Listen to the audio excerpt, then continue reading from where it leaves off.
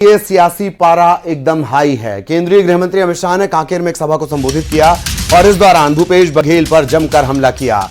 वहीं जेपी नड्डा ने भी भिलाई में एक सभा को संबोधित किया और गरीबों के विकास के अपने वादे को दोहराया। 10 ही साल में 77,000 के बनाम 3,20,000 करोड़ रुपया छत्तीसगढ़ को भेजा। छत्तीसगढ़ में बीजेपी के दिग्गज नेताओं ने दमखम लगा दिया है। दूसरे चरण के लिए 26 अप्रैल को वोटिंग होनी है। इसके लिए बीजेपी के आला नेता न केवल सभा कर रहे हैं बल्कि जीत की रणनीति भी बना रहे हैं। केंद्रीय गृह मंत्री अमित शाह ने देर रात तक प्रदेश के नेताओं के साथ बैठक की, साथ ही जीत का मंत्र भी दिया। शाह ने कांकेर में रैली को संबोधित किया। अमित शाह ने केंद्र सरकार की उपलब्धियां गिनाई और भूपेश बघेल पर निशाना साधा। मोदी जी ऐसे प्रधानमंत्री है जिनके पास 10 साल का ट्रैक रिकॉर्ड भी है और 25 साल का एजेंडा भी है। मैं राहुल बाबा को पूछना चाहता हूं, 4 पीढ़ी ने शासन किया। राहुल बाबा 4 पीढ़ी ने, जवाहरलाल नेहरू, इंदिरा गांधी, राजीव गांधी, सोनिया, मनमोहन सिंह और अब आप। मुझे बताओ मेरे छत्तीसगढ़ के गरीबों के लिए क्या किया? मुख्यमंत्री भूपेश बघेल शासन में थे 5 साल तक, नक्सलों पे कोई कार्रवाई नहीं होती थी। आपकी कृपा हो गई, छत्तीसगढ़ वाले ने हमारे विष्णुदेव जी को मुख्यमंत्री बनाया, विजय को गृह मंत्री बनाया। 4 ही महीने में 90 से ज्यादा नक्सलवादियों को समाप्त करने का काम ये भारतीय जनता पार्टी की सरकार ने।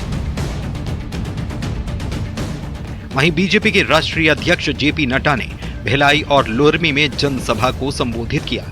नड्डा ने कांग्रेस को आड़े हाथों लिया, साथ ही गरीबों के विकास का वादा किया। जब प्रधानमंत्री मोदी जी ने 2014 में संकल्प लिया तो उस समय कहा था मेरी सरकार गांव की सरकार होगी, मेरी सरकार गरीब की सरकार होगी, मेरी सरकार दलितों की सरकार होगी, मेरी सरकार वंचितों की सरकार होगी, मेरी सरकार युवाओं की सरकार होगी, मेरी सरकार किसानों की सरकार होगी, मेरी सरकार महिलाओं की सरकार होगी। आज मैं बड़े गौरव के साथ कह सकता हूं कि आज गांव की सरकार मोदी जी ने बनाई है। आज कोई भी गांव ऐसा नहीं है जो ग्रामीण सड़क योजना से, पक्की सड़क से नहीं जुड़ा हो। यह प्रधानमंत्री मोदी जी की देन है, इसको हमको याद रखना है। कल 2 दिन के दौरे पर प्रधानमंत्री छत्तीसगढ़ आने वाले हैं। पीएम धमतरी और अंबिकापुर में चुनावी सभा को संबोधित करेंगे। उनके दौरे की तैयारियां जोर शोर से चल रही हैं, तो दूसरी तरफ इस पर सियासत भी हो रही है। दीपक बैज ने बीजेपी की सभी 11 सीटें जीतने के दावे को खोखला करार दिया कि 4 महीने की सरकार ने छत्तीसगढ़ की जनता का विश्वास खो चुकी है, बुरी तरह से फेल हो चुकी है। छत्तीसगढ़ को कर्जा में डुबो चुके हैं, छत्तीसगढ़ को अपराध का गढ़ बना चुके हैं। इसलिए भारतीय जनता पार्टी को प्रधानमंत्री जैसे व्यक्ति आकर यहां छत्तीसगढ़ जैसे छोटे राज्यों में रुकना पड़ रहा है। मतलब सोच लीजिए कि भारतीय जनता पार्टी का हालत कितनी खराब है। छत्तीसगढ़ में बीजेपी के आला नेताओं ने दम लगाया है। सियासत के जानकार भी इसे बीजेपी की रणनीति बता रहे हैं, जबकि कांग्रेस इसे बीजेपी की कमजोरी मान रही है। हालांकि 4 जून को आने वाले नतीजों से ये भी साफ हो ही जाएगा। Bureau report, news 18।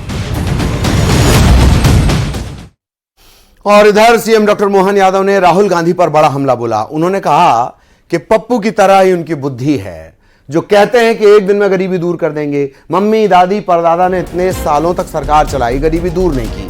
सीएम ने दावा किया कि चुनाव के बाद कांग्रेस में एक टेम्पो में बैठने लायक लोग भी नहीं बचेंगे। सीएम के बयान पर कांग्रेस सांसद विवेक तनखा ने पलटवार किया। लंबे समय तक कांग्रेस की सरकार रही, केवल जनता पार्टी की थोड़ी सरकार हटा दो तो पूरे समय अगर सरकार किसी ने चलाए तो कांग्रेस की सरकार चले। और ये कांग्रेस के झंडा पप्पू जी के क्या नाम लेते मेरे को सब आता, लेकिन करो क्या है उनका, जैसा नाम लेते हैं ऐसी बुद्धि है, इतनी छोटी सोच, क्या क्या बोलते हैं, बड़े बेसब्री के साथ बोल रहे हैं। अरे हमारी सरकार बनाओ, एक झंझट गरीबी दूर कर दो। अरे घर से गरीबी का सबसे मालूम है, घर से तुम्हारी सरकार में घर से गणेश जी थे अंग्रेजी शासनकाल का, तुम्हारी सरकारों ने घर से गधा बना करके स्कूल में बनाने के लिए भिजवाया बाबू साहब, ये क्या मालूम, क्या आपकी मूर्खता है या आपकी पार्टी की मूर्खता है। साहब जो भी बोले, मगर उनको ग्राउंड रियलिटी के बारे में शायद परिचित नहीं है।